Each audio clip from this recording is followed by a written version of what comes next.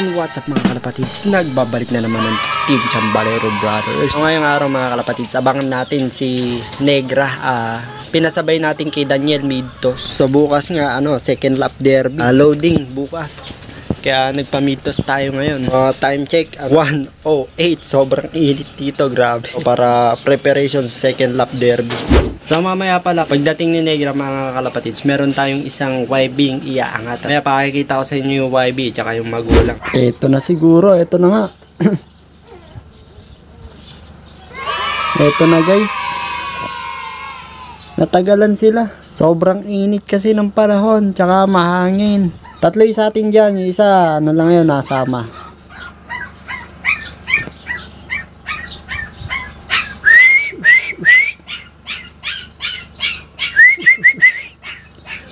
Ayaw pa bumaba.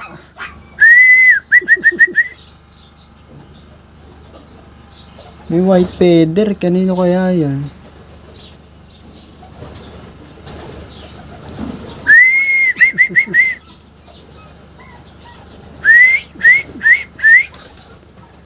Ayaw pa rin bumaba. Ang init na nga. Kupo, ayaw pa magsibabaan. Nice boy. Ayun hingal na hingal. Ito yung iba ni Boss Mark Anthony, from San Jose. Midtos, malapit na ang karera. Yung summer race, ayan, masusubukan na. Ito pa isa. Ayun. Tapos yung isa, ayan, ito atin pala. Yung isa pa lang hindi sa atin. Ayan si Negra. Pasok, Negra. Pasok. Makulit na talaga siya. Makulit na talaga. Yun, bumaba din. Pasok. Ganun pala. Ayaw niya nang tinatawag. Gusto niya yung kusa siyang papasok. Dalawang ko na to na no last training, ayaw niya pumasok. Tapos nung first lap derby, ganun din ginawa. Nagsayang ng oras. Gusto pala niya yung hindi tatawagin. Yung kusa siyang papasok, ayan Bukas loading mga kalapatids. Second lap derby, North Race sa NEUFC. Nom. Problema ko dito sa ibon na ito, naghahatid mga kalapatids. Laging galing siya sa South. Dapat galing siya sa Norte para hindi sayang yung yung oras sana. Ayan. Tapos yung isang niya, yung pang last flight niya, medyo malaki na. Medyo mahaba na pala yun. So isa siguro sa dahilan kung bakit siya bumagal. So medyo okay naman na. Sa third lap siguro, tsaka fourth lap, fifth lap okay na yung pakpak niya. Ayan. Pero okay na yan. Karga na natin siya bukas. Second lap, derby. Nasa na siguro tayo doon, nasa 190 or 180 kilometers na. Yan. Yes sir.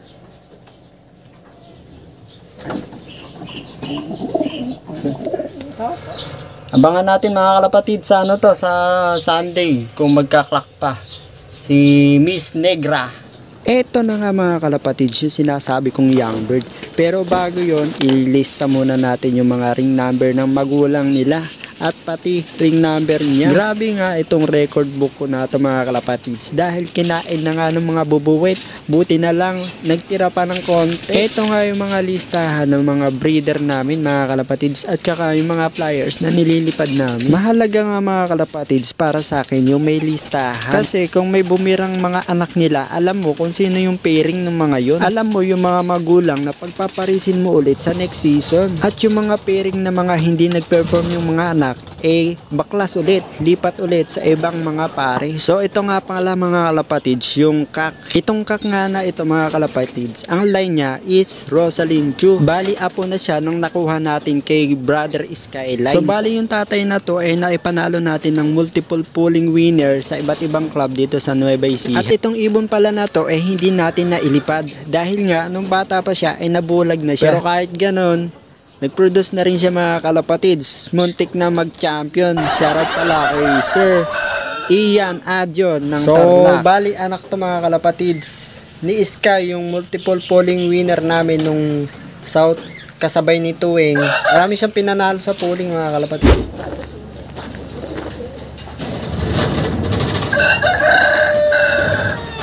Ito nga mga kalapatids, yung kaparis ng Skyline. Ito nga mga kalapatids, yung mismong imported bird. Ang nakapasok nga ng mga linyada dito mga kalapatids is Jansen Hermans, Fabry, at Cannibal Line. Yung sire niya mga kalapatids is nanalo sa CBC OLR 2016. At ang nilipad nun is 325 miles. At ang dam naman niya mga kalapatids is nanalo sa San Francisco Bay Area Triple Crown winner 2018 sa 335 miles. At only 31 day birds nung araw na yon mga kalapatids. Grabe.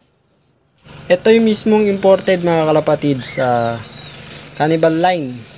At nakapag-produce na to ng 24th overall. Tapos yung isa nagpip pa sa first lap derby.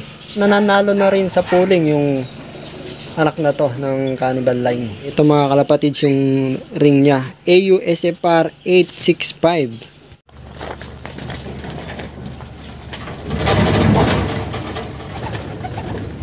At ito yung naging anak mga kalapatids. Ayun siya oh. Ganda guys oh. Grabe kinis. Nag-iisang anak.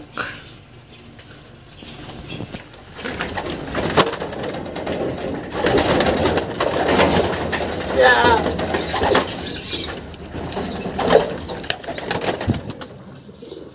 Woohoo! Ganda guys. Napaka-healthy ibon na yun ng taba. Nag-iisa kasi. Maganda talaga pag nag-iisa. Yung ibon. One piece. Tikit yung sipit.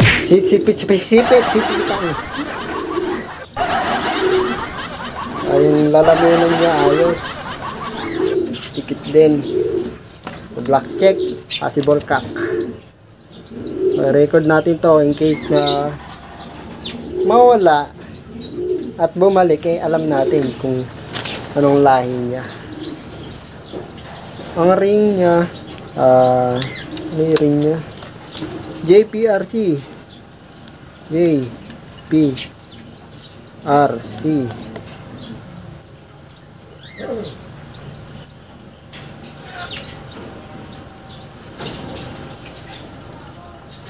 Nine. 7. Yan ang ring niya. Pang winter ta mga kalapatid sa JPRC. Ayan. Humabol tayo. Sana magtamasa. Ay.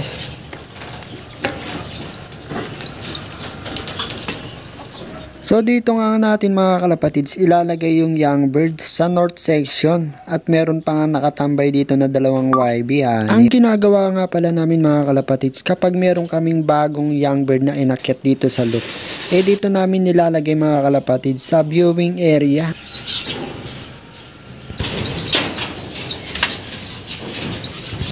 Mga 5 days nga namin mga kalapatids kinuha-quarantine yung mga young bird dito. Nang sa ganun mga kalapatids matuto muna silang kumain at uminom ng sarili nila. At para makapag-viewing na rin sila ng maayos at makabisado na nila ang bawat sulok ng loop. After 5 days quarantine nga mga kalapatids ipapasok ko na sila sa loop. Nang sa ganun nga mga kalapatids makahanap na sila ng dapuan at teritoryo.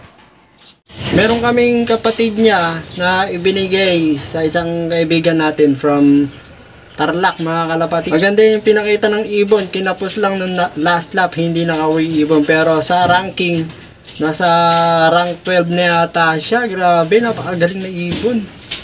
Kung nag-clock yun nung last lap baka sakali nag-champion mga kalapatids. Pero wala, ganun talaga. Hindi natin alam ang karera. Hindi natin masasabi na makakauwi pa yung ibon natin pag sinakay na sa truck. Panapanahon lang talaga. Oh, good luck sa atin sa susunod na karera mga kalapatid. Sana pala rin na tayo. Shoutout pala sa mga supporter natin dyan. Pakita ko sa inyo yung ating pa-GB. Malaki na at pwede na sigurong suksukan bukas yun. Ano gusto nyo isuksok natin? Club ring or commercial ring? Kasi wala na kaming ano rito, wala na kaming yung personalized na ubos na guys. Hey.